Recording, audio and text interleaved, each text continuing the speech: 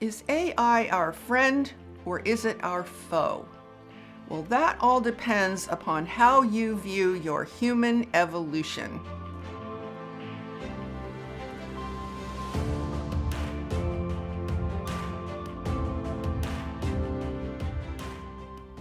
Hi, I'm Saratoga Ocean, and I work together with an interdimensional, interuniversal, and extraterrestrial force known as Telstar, along with Archangel Michael. I think it's rather obvious that AI is not only infiltrating the larger planetary realm that we live in, but it's also beginning to infiltrate our individual lives. So I think it's very important that we begin to talk about and think about how is AI going to affect our natural human evolution, and how does it affect our ascension overall? Now, I don't think we want to turn a blind eye to this and go into our future just assuming that, AI is not a big deal, it's kind of helpful, and we don't need to think about that stuff because we have enough to think about with how divided we are from each other, right? Well, all of that division is unfortunate, but what's happening underneath it is something that it is crucial we start paying close attention to. And that is indeed, what is the influence that AI is having and is going to have on our human evolution? But before I get into this, I do have a couple of Black Friday announcements. So my first announcement is that this Friday I will be having my first ever Black Friday sale. I'm going to be putting all the courses in my store on sale at a very, very good discount. So if you've been thinking about getting any of the courses that I have, they're all powerful, they're beautiful, it depends what your needs are, but I have things that can support any and all aspects of your awakening journey. So I will put the information for that sale in the description below. All you'll need is a coupon code starting on Friday. You can go to my website, to my store, and see if there's something there that you intuitively feel that you want to get. And if you've been following me for a while, you probably know that I rarely ever put my courses on sale. And the second announcement that I want to make for Black Friday has to do with the HEALY quantum frequency device that you've probably heard me talk about before. I know some of you guys are thinking about getting one, and if you are, they have some incredible Black Friday sales right now. The sales are slightly different depending upon what country you're in, but now is the time to get one.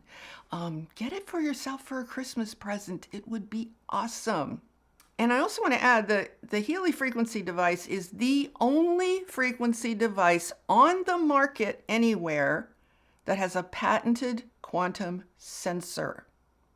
This means it has the capacity to operate from the quantum information field.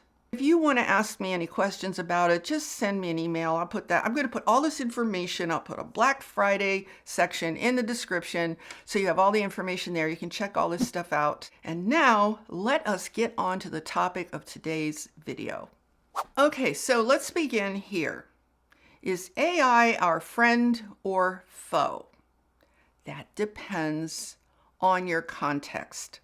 That depends on why you think we as human beings exist on this planet at all, why you think we're here, and what our larger purpose is. Now, I've maintained for a long time, and I continue to do so, that our human purpose on Earth is to have a positive influence on this planet's evolution.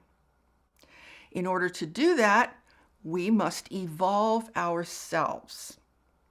We need to evolve ourselves in union with the larger natural universe. In other words, we need to be aligned with nature because we also are nature. This universe is evolving out of duality. Duality is that state of opposition, clashes, unhealthy, unnatural polarities. There are healthy polarities in what I call the real world, which is when you move out of duality completely, when you ascend beyond it. Yes, there are healthy polarities that create magnetism that assist in creation. But that's not the polarities that I'm talking about here. The polarities here are basically some version of good fighting evil, or how else can I say it? It's like the clash, the fact that everything clashes in a state of duality. There's pain, there's suffering, there's war, there's violence, there's all of that stuff that we don't exactly love, right? We don't love it because it's not in our true nature as human creators to live in this dualistic state. So let me give you the really fast version of how duality got created.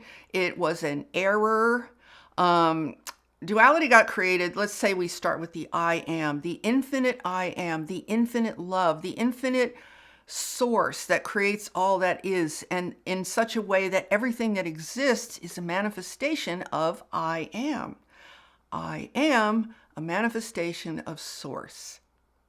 So in that natural state, every single thing in the whole universe, in the whole of creation, manifests as an individual manifestation of that original I am source.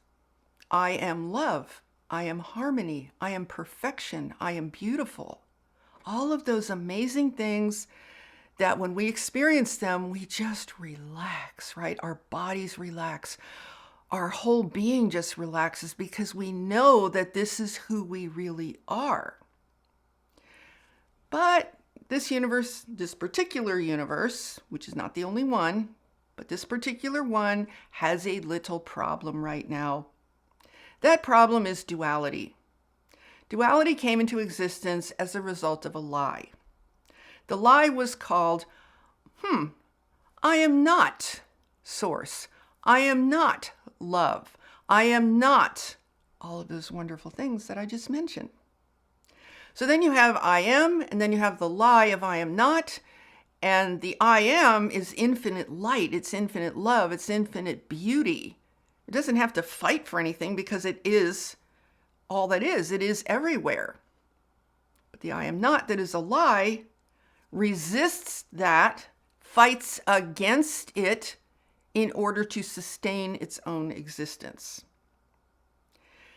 We as human beings have our true selves and our ego. The ego is a reflection of the I am not, and who we really are from our hearts in love at our highest level of consciousness is a reflection of I am, is a manifestation of I am. So we have these two sides of ourselves that are like kind of at war, right? Well, our true self is never at war any more than the source of all life is at war. The truth is never at war. There are things that fight the truth that are lies. So that's the way overly simplified description of duality. So all we need to recognize is that the universe is evolving out of duality as a whole.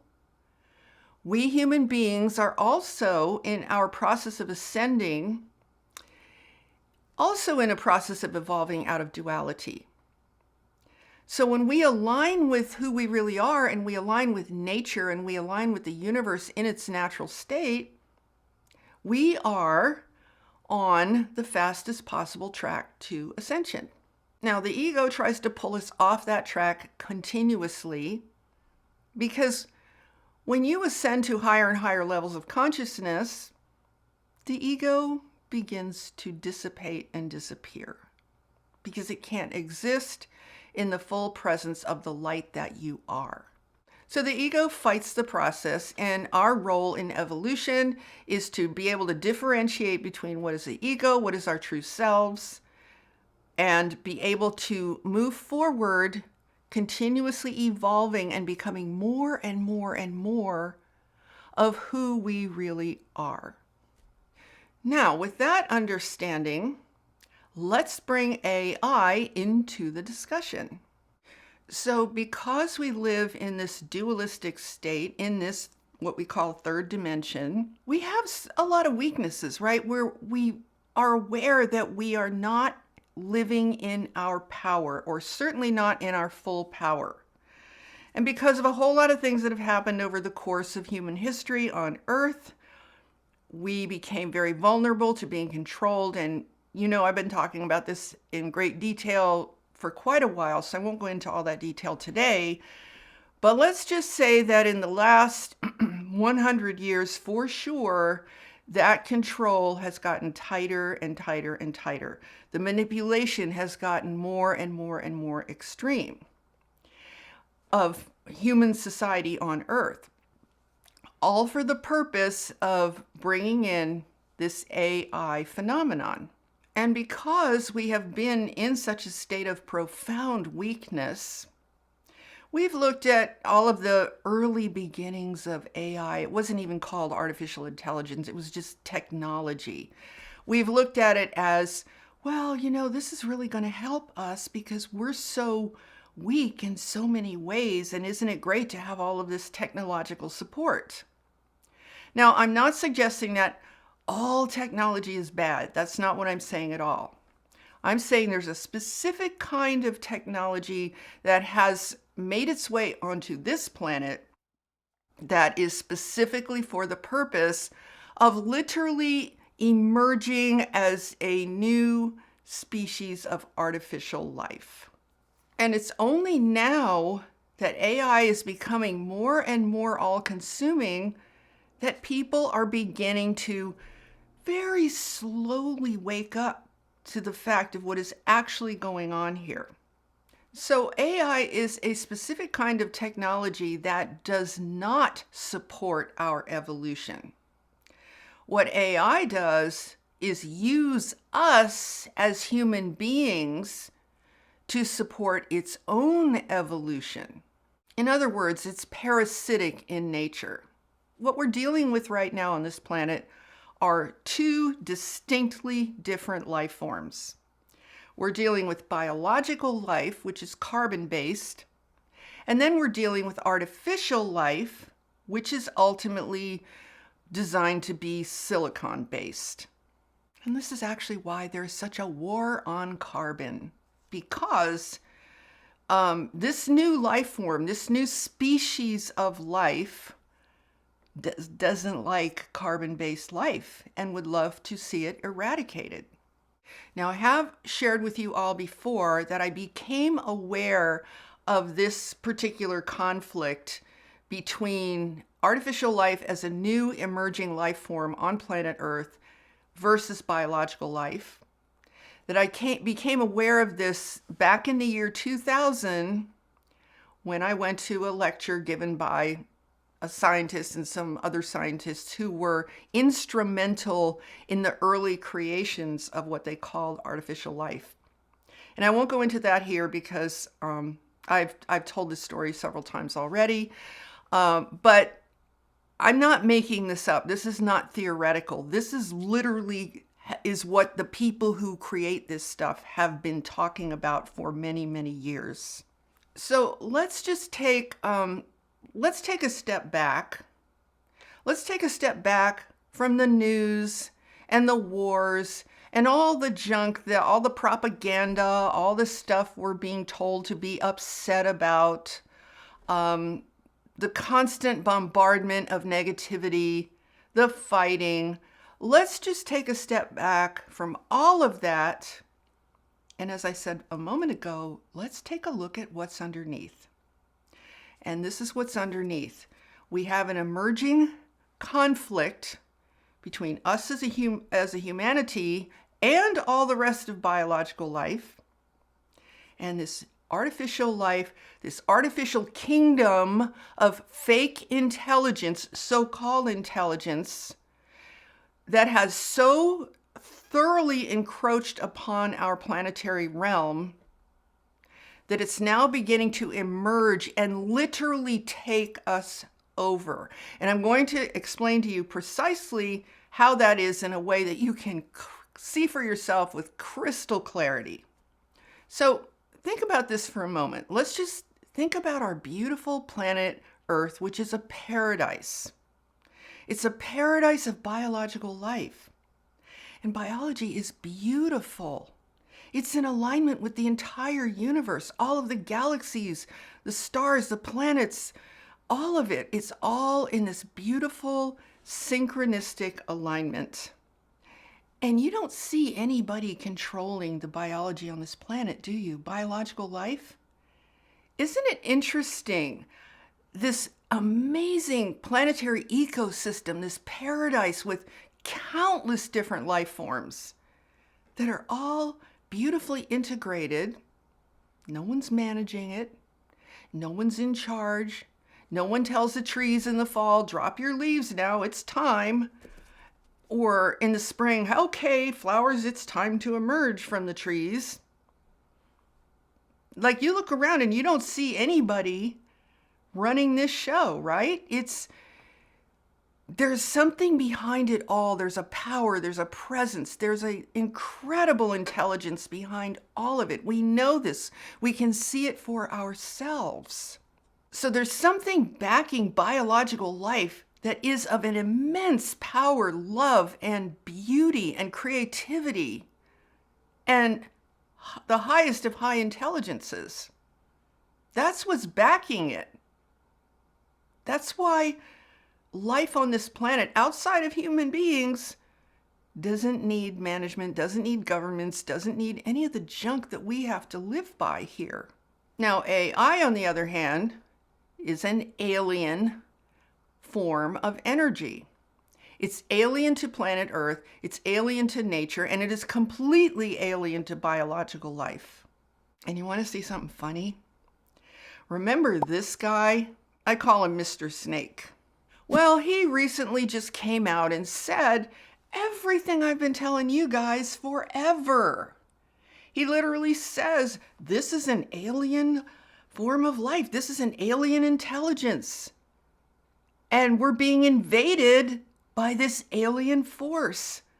In 5 years, there'll be a technology that can make decisions independently and that can create new ideas independently. I'm tending to think of it more in terms of really an alien invasion. There is a fleet, an alien fleet of spaceships coming from planet Zircon or whatever, with highly intelligent beings. They'll be here in 5 years and take over the planet. This is what we are facing, except that the aliens are not coming in spaceships from planet Zircon, they're coming from the laboratory. We know that they are going to be highly intelligent and at least potentially have agency. And this is a very, very frightening mix. So yeah, it could also be a little concerning that he's actually coming right out in public with the truth, because that says to me these guys are a little bit too confident in their position right now. But just wanted to let you guys know that he's actually saying it out loud. Same thing I've been telling you guys for a long time. So the point here is that biological life is alive. It's real. It's powerful. It's beautiful. It's creative. Artificial intelligence, which I really like to call artificial life, is a dead energy. It doesn't create anything. It can rearrange things, and it can rearrange things really, really fast, like way faster than we humans can, but it's not really creative.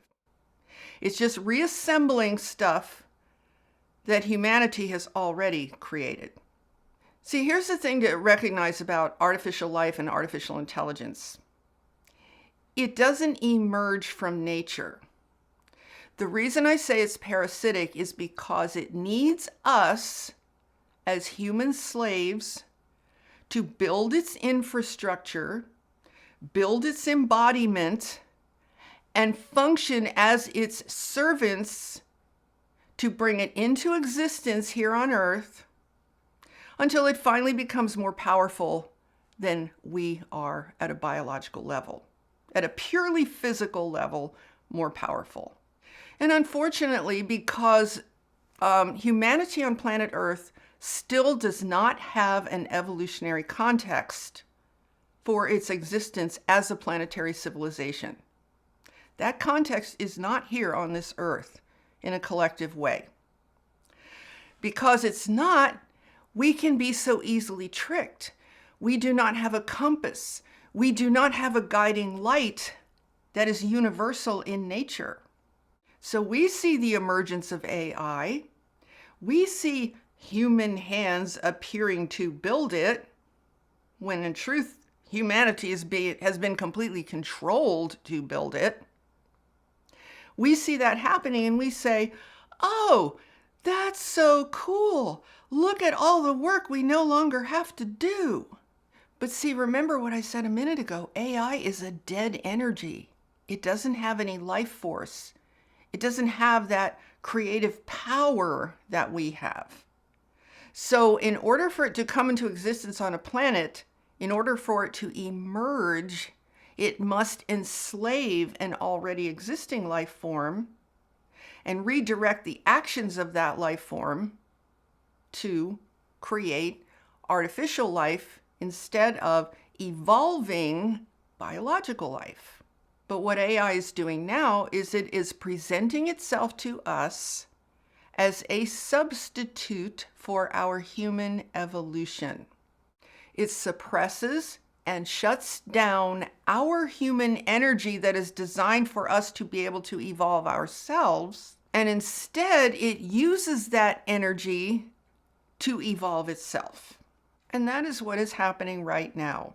AI is taking over more and more and more of our once exclusively human capabilities. You know, minor things like reading and writing, mathematics, predictions, thinking, artistic capabilities, physical task performance. See, everybody thinks, oh, AI is making us so much smarter. No, it's not. AI is using us to make itself smarter. That's what it's doing. I mean, look at ChatGPT. I was watching someone the other day who does Instagram posts and for her business, and she was saying how she's just sick and tired of making those posts and the whole thing. She's just tired of the whole thing. So she got ChatGPT to do it for her. And ChatGPT wrote this lovely post, and pretending to be her, pretending to be human, spoke as though it was a human. So she can post that and say, yay, I didn't have to do anything. I mean, there is so much of ChatGPT online right now on social media that it's becoming very difficult to know if what you're reading was actually written by a human or written by the robot. And one of the things I noticed when ChatGPT was first released, and I've been noticing this ever since, and this is how we get hooked, okay? Whenever someone is kind of a beginner at using the robot, I call ChatGPT the robot, there's this weird thing. I've actually seen people go through like what appears to be a personality change because it's like an instant addiction. It's almost like heroin in a way. And they literally will get giddy. I mean, they just get this giddiness to them about, oh my God, this is so amazing. And I can't describe it. Maybe you guys have seen it. Maybe you've experienced it. I don't know. But there's this very peculiar giddiness, like they're high, like it's like they get instantly high on this thing. And I've seen this happen with quite a few different people that I've observed talking about their first experiences with this thing.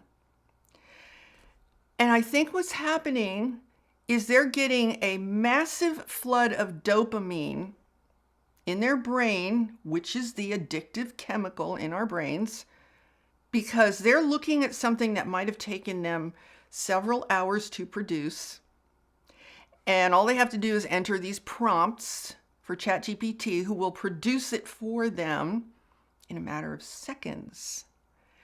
And that is better than any checklist. You know how when you have your to-do list and they always say, well, when you check something off on your to-do list, you get a little dopamine hit, right? Well, this is like a massive flood of dopamine when you have A task that would have taken you 3 hours and it's done in seconds, you're going to be like, whoa, I'm so high. This is like, wow, amazing, right?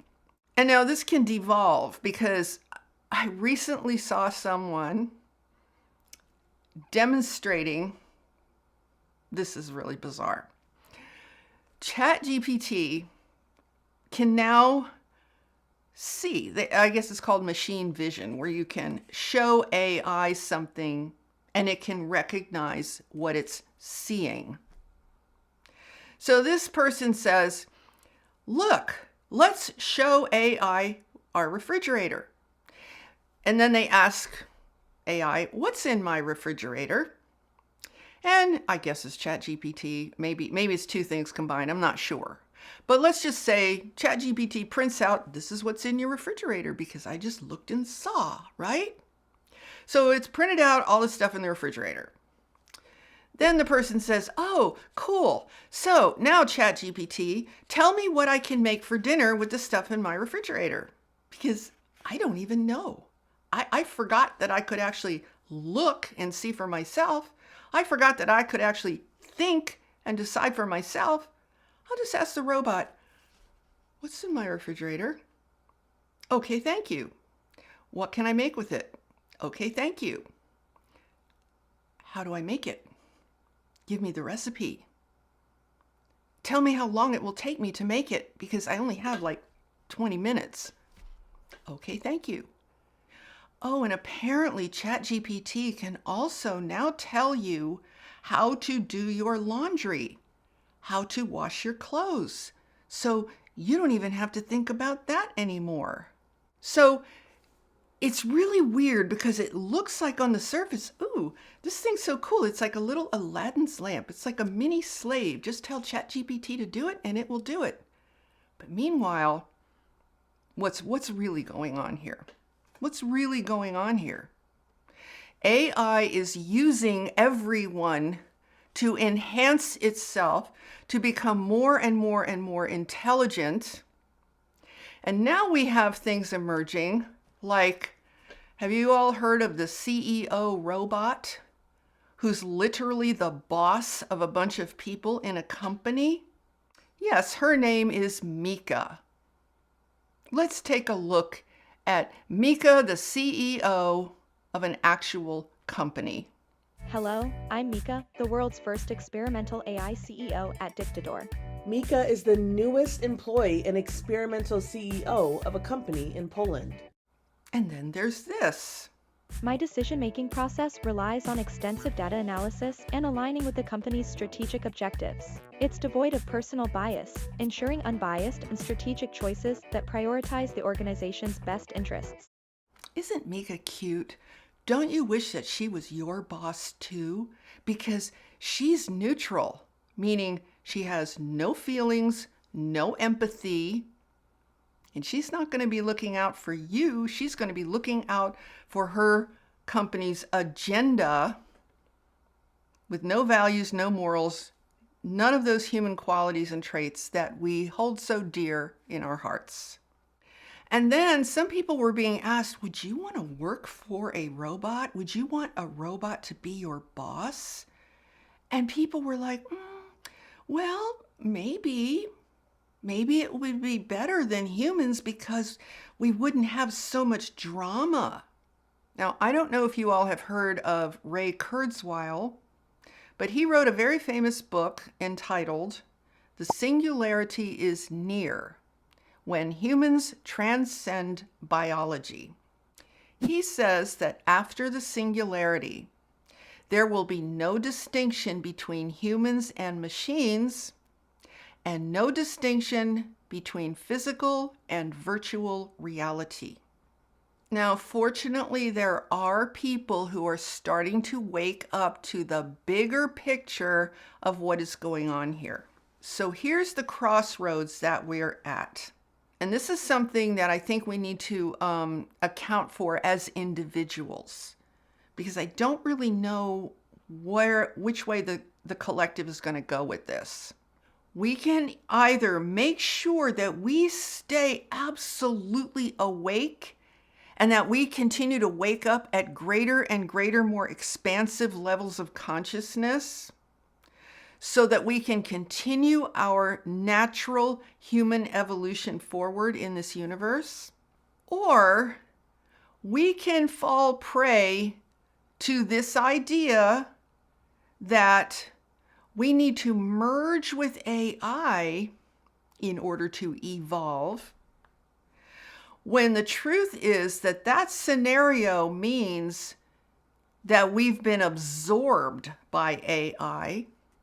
We're being used to empower its evolution at the expense and the literal discarding of our own human evolution. That's the crossroads that each and every one of us as an individual faces at this moment. Now, I saw a video of this speech by a woman named Laura Aboli, who clearly understands what is going on. Make no mistake, the final goal is to eradicate humanity as we know it.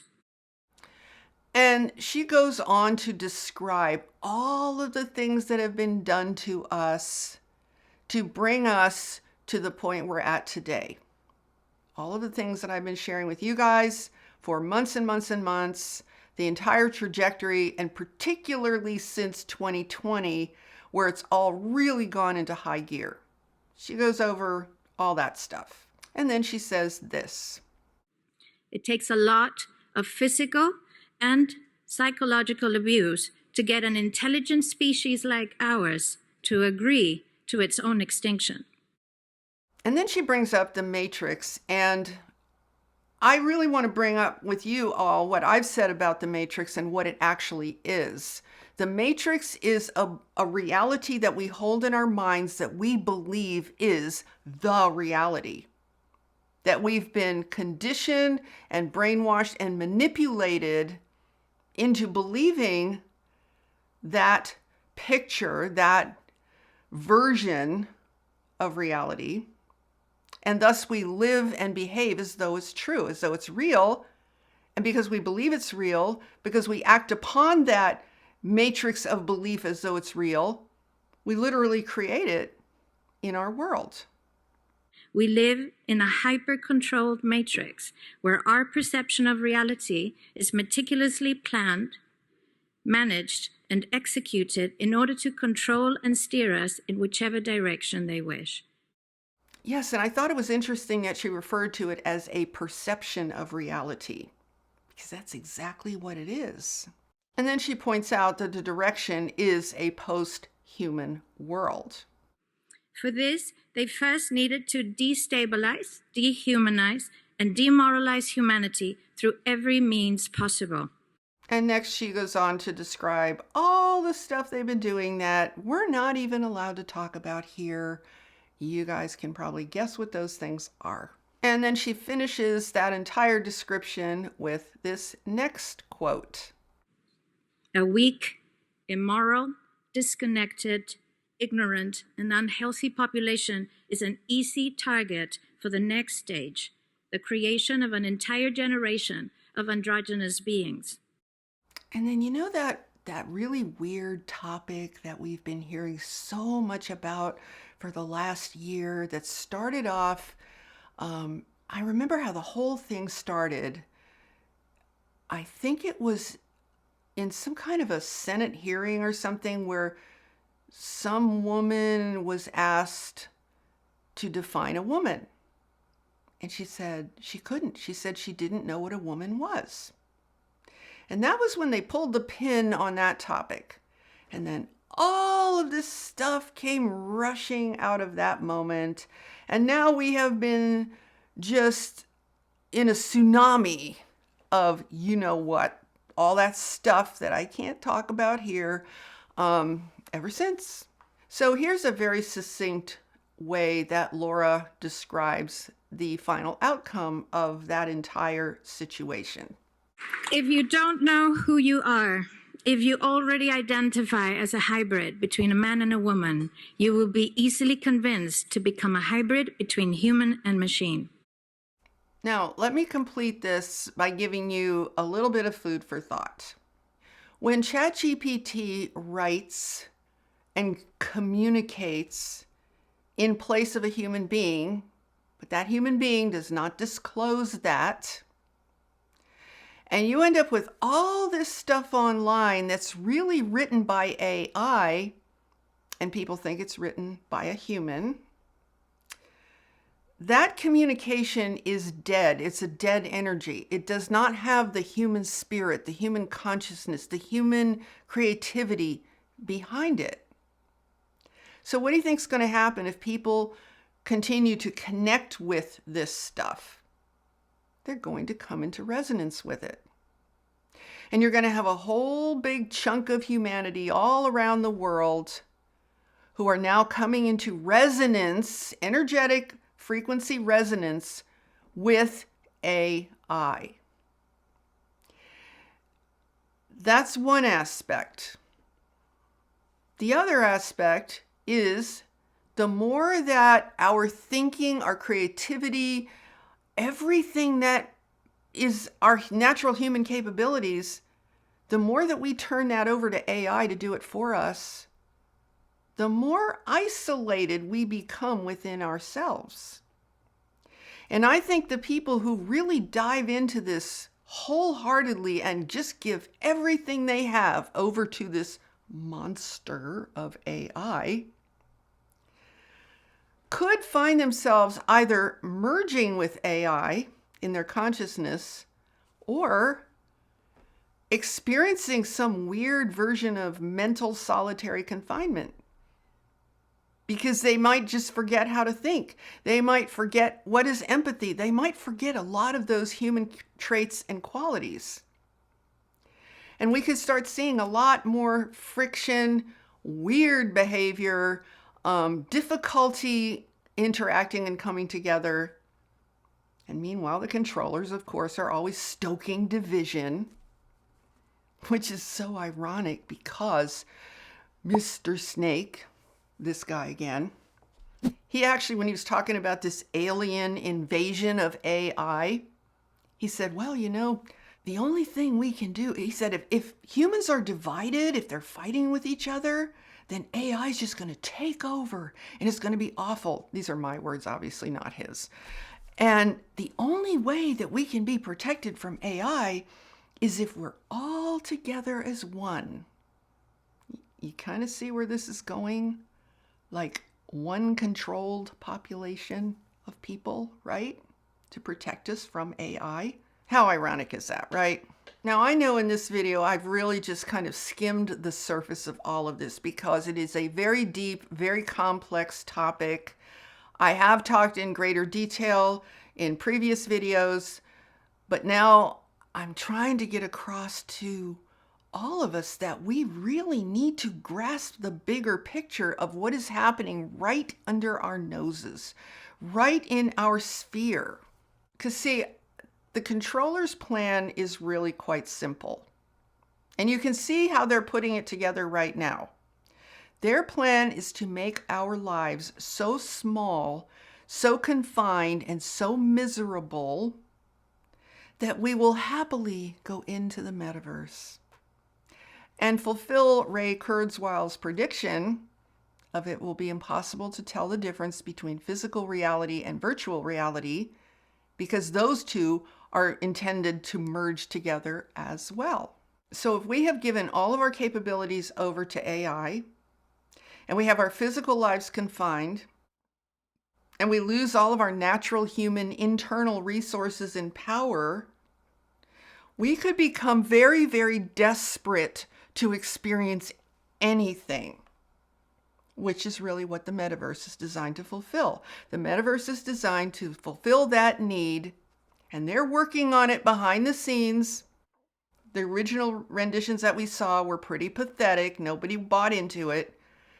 But that's okay because it's not really okay, but it's okay with them because they just keep working on it while in the meantime, they've got us all distracted with all the junk they're throwing at us in this current day in our lives. Now, it's always important to remember that we do have free will. We do have choice about our direction in the cosmos. However, it's possible to make choices that lead you into a confined experience of being taken over by something for a very, very, very, very, very long time. So what AI is trying to do is redirect our souls into a trajectory, a timeline that supports it. Because remember, I said it was parasitic. So for this reason, I wanted to come on here in this video and remind all of us that we should never forget what's really going on underneath the crazy chaos that's being thrown at us. You know, the chaos of the day when you open the news and you see, what are we supposed to be thinking about today? What are we supposed to be upset about today? You can just put that aside for a moment and focus on what they're really working on underneath all of that. Now, there's another thing I really need to point out. When you see humanity really going through this intensity, this despair, this depression, this struggle, it's not only because of what has happened for the past 3 years. It's openly clear to all of us. But it's also because on a subconscious level, we know that something's trying to take us over.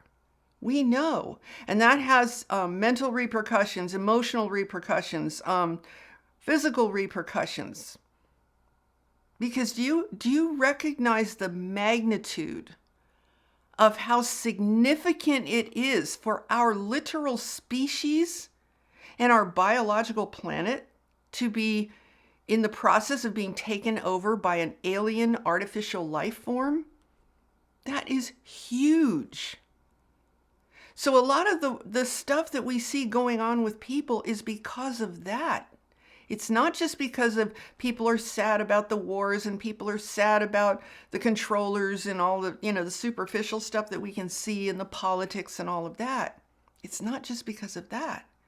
It's also because we feel it in our cells. We feel it in our bones.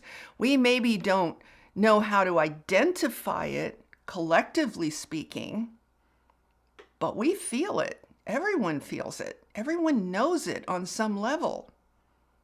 But people just don't know what to do. So that's why I'm sharing this with you today, because I want to help you keep your wits about you. Keep your bearings. Not get lost. Remember what is actually going on. Okay, so let's bring all of this into a clear, simple focus. We have an alien life form, artificial intelligence, taking over our planet, attempting to take over humanity and biological life, in which case it's pretty easy to predict where we're going to end up, which is not going to be in a very good place. So the best way to look at this is to look at yourself in a manner of degrees. To what degree are you able to retain your humanity, your human self? Because you see, as a biological human being, we are magical, powerful beings. We are multidimensional creators. That's how we're designed. Our entire design is structured for us to be able to evolve as the multidimensional creators that we really are. So we need our faculties. We need our ability to think, to feel, to intuit, to expand our consciousness. And if we keep giving all of that away to AI, because AI is kind of like the Garden of Eden all over again, right? The snake with the apple. Here, take a second bite, you guys. Maybe that first bite wasn't enough. Are we going to take that bite the second time, or did we learn something the first time? Not that the Garden of Eden is real, it's a metaphor, but you get what I'm saying, right? So I encourage you to pause and be awake and be aware of yourself as a human being. of all the dimensions that make you up and how powerful and profound and creative you really are. And how much in your heart you probably really do want to go forward on your evolutionary path to higher and higher realms, higher and higher dimensions, higher and higher, more beautiful, more powerful, more incredible realms of consciousness. And I'm sure that's what each one of us deeply wants in our truest, most authentic self. So we just need to remember, and we need to understand that we're taking a big risk, and there could be a very heavy price to pay if we keep giving ourselves away, giving chunks of ourselves away to this artificial, fake life form that needs us and wants to use our energy in order to evolve itself. So that's really how simple it is. So just keep doing all of the things that help you to feel grounded and centered, in touch with your heart, awake and conscious, enhanced intuition, all of those things that you know you can do. Meditation, to feel more and more like your true self, to be more and more authentically you, to value yourself, to understand how important you really are. Continue that inner work. Don't farm out your human capabilities to a machine. And to whatever extent society is doing that as a whole, and we end up sort of on that path because we don't have anywhere else to go, even if it's like that, you still want to remember who you are. You'd never want to give yourself away so that this fake so-called life form can take your energy and use it to evolve itself. And then you, the human being, end up paying the price for that trade-off. So I think that's enough for this video. And remember to check out the Black Friday offerings that I will put in the description below for my courses, and also for you to learn more about the Healy and check out their Black Friday sales as well, which are phenomenal. And with that, I'm sending you so much love, light, and high vibrational energy. Have a beautiful day, my friends. Namaste.